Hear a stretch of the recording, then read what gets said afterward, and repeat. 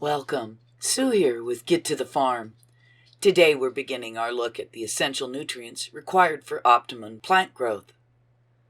Plants, like any living organism, require nutrients to grow and thrive. There are 3 essential nutrients that a plant needs in large quantities: nitrogen, phosphorus, and potassium. These nutrients play a critical role in the growth and development of plants, and deficiencies can lead to stunted growth, poor yields, and even plant death. Today we'll take a closer look at one of these nutrients. Nitrogen is essential for growth and development of plants, and it's important to ensure that your garden has an adequate supply of it. Today we'll be sharing with you some valuable information on how to supply nitrogen to your garden, including different types of nitrogen fertilizers, organic sources of nitrogen, and tips on how to apply them effectively. So if you're looking to boost the health and productivity of your garden, then stick around, because you won't want to miss this.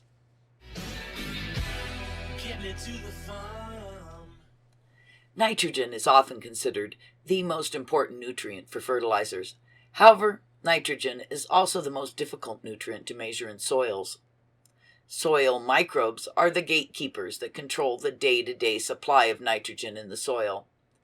Extended periods of cold or dry weather, or waterlogging, can slow down the activity of soil microbes, which in turn reduces the amount of nitrogen released into the soil.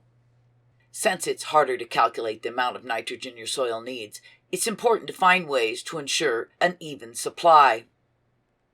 Abundant organic matter can help ensure a steady supply of nitrogen, regardless of whether you use organic or synthetic fertilizers. In fact, using organic matter can also reduce the amount of fertilizer you need in the end.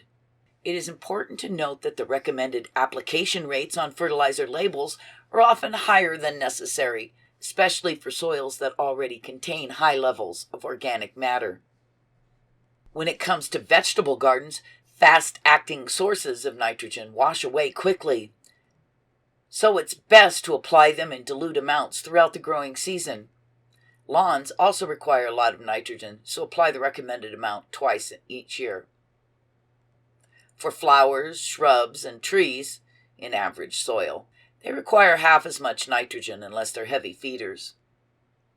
It's important to avoid overfeeding with nitrogen, as too much can cause poor quality in vegetable, fruit, and flower crops. Too much nitrogen can also delay maturity and increases susceptibility to drought, pests, and diseases. It can also reduce winter hardiness. Nitrogen is easily washed away and can pollute nearby groundwater. Before it washes away, it could cause temporary phosphorus deficiency in the soil. Apart from using synthetic fertilizers, there are other ways to supply nitrogen to your plants. One such way is to use green manure and animal manures. Green manure and legumes, along with manure or compost, can supply all the nitrogen needed for a garden. If a legume crop was recently turned under on your bed, it's advisable to reduce the recommendations for fertilizer by half and be prepared to revise the amounts based on your own observations. Green manures continue to release nitrogen over a long period, so they're a reliable source of nitrogen for your plants. In addition to the sources we're going to discuss a little later, using 12 pounds of dry cow manure or 6 pounds of dry poultry manure per 100 square feet can supply the same amount of nitrogen. However, using fresh cow manure requires 50 pounds as it's less concentrated. Gardeners may prefer to use a combination of half the amount of manure and half the recommended amount of dried blood meal or another source. If using manure as the only nitrogen source, test periodically for calcium, magnesium, and soluble salts, as they can create an imbalance if the levels are already high. Using manure can reduce the amount of lime needed in acidic soils. In traditional synthetic fertilizers for lawns, nitrogen's what makes them green. To avoid creating stripes of uneven coverage, measure out half the recommended amount, Set the spreader for half the usual rate. Fertilize by walking back and forth in parallel lines. Then spread the remaining fertilizer over the same area by walking at right angles to your original paths. Natural organic nitrogen sources include things like blood meal, dried blood, fish meal, fish emulsion, tankage, cottonseed meal, and soybean meal. If your soil is already fertile, you may only need half as much fertilizer to maintain good fertility. However, when a range is given, it's important to note that higher application rate is often for the lower analysis or weaker formula. Some nitrogen sources may also supply phosphorus and/or potassium, so it's important to reduce your application of those other nutrients if you use those sources. Blood meal, 12.2.5 NPK. It's moderately fast-acting, slightly acidifying, and can be expensive. It also can burn plants, so keep it away from the stems. Its approximate duration in the soil is about 3 to 4 months, and the usual rate for average soil of 100 square feet is 2 pounds.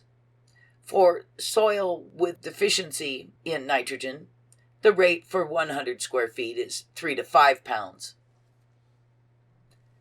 Fish meal can vary from 5.35 to 9.72.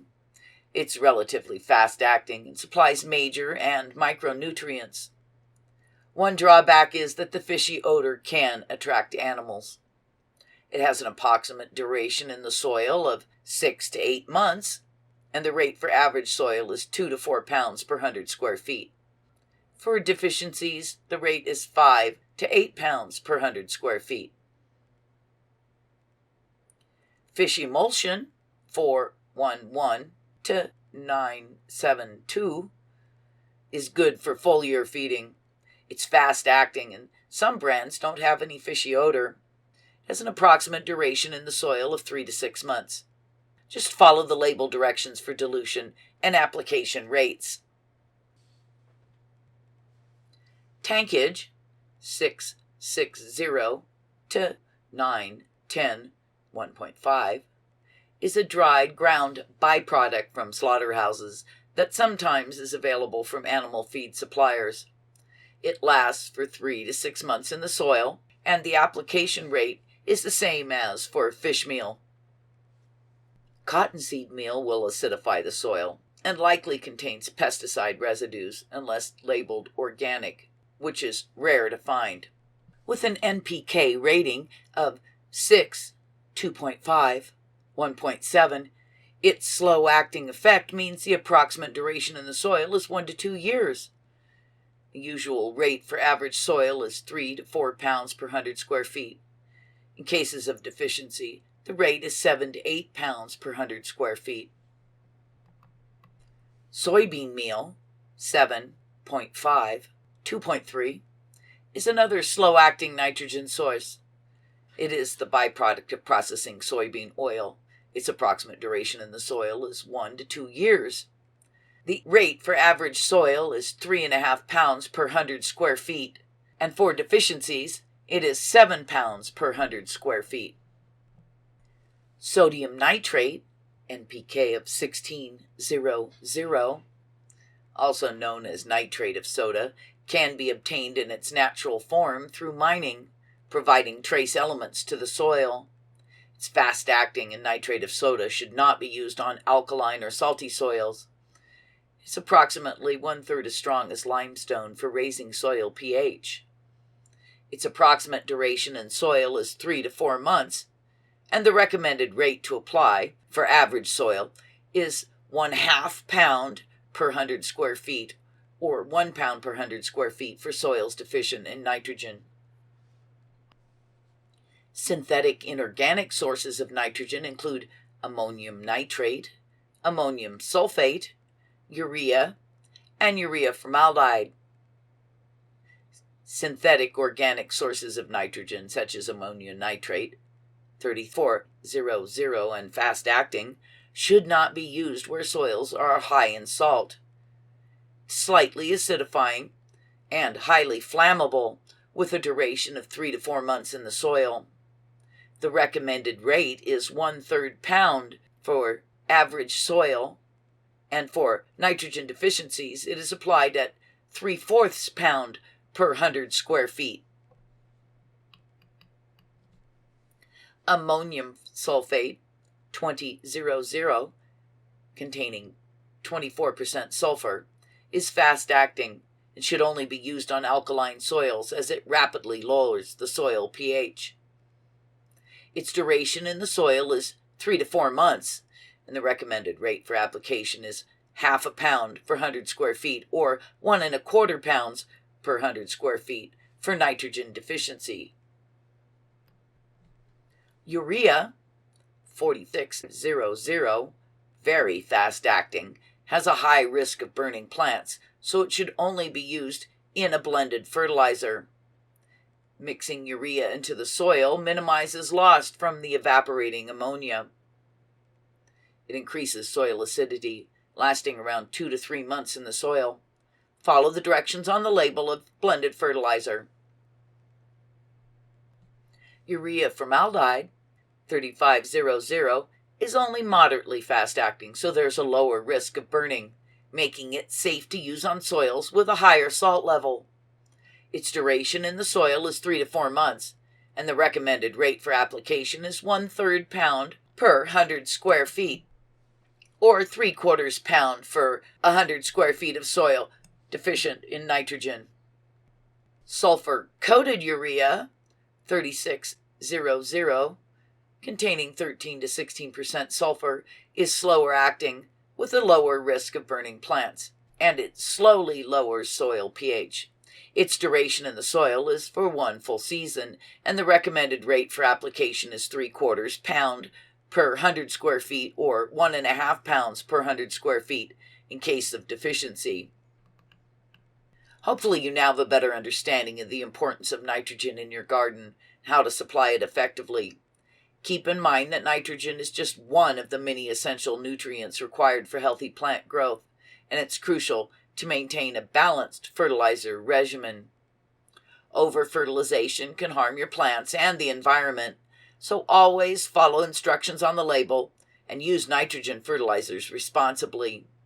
With the right knowledge and care, you can provide your garden with the necessary nitrogen for lush, vibrant, and fruitful plants. Thanks for watching. Happy gardening. Hit that subscribe button and we'll see you next time. And I feel like New York City. Get me to the farm.